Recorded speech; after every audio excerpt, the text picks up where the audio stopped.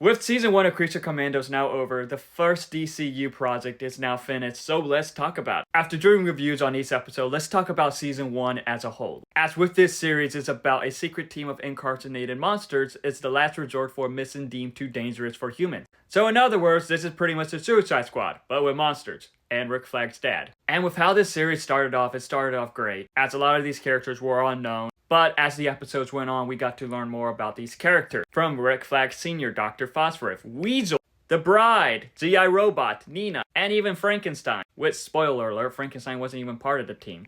And with how this series is, it's pretty edgy. It has its funny moments, but not leaning to too goofy. It has amazing action, and the animated style in this just stood out. These characters, James Gunn did great writing these characters, as he makes you fall in love with these weird characters like how he did with the Suicide Squad and with the Guardians of the Galaxy films. He does great getting these unknown weird characters and making the viewer fall in love with them. As with this series, I think G.I. Robot was one of my favorites, and it was interesting to see how this connects to some projects in the DCU, such as the Suicide Squad and Peacemaker Season 1. And I thought that the series was going pretty strong, but unfortunately when it got to the season finale, it did feel a bit rushed. But that does not change the fact that this is a good season, that this is a good series. As with this series, it has a lot of fun moments. And it has its heartbreaking moments seeing the backstory to a lot of these characters. Seeing what these characters go through. You just care for them. Like G.I. Robot, he's innocent. Weasel is just a weird looking animal that is innocent. Nina, completely innocent. Okay, maybe not Dr. Phosphorus. But with how this first season is, it was a lot of fun, and I can't wait to see what they do with the DCU moving forward. As the new Superman movie is next,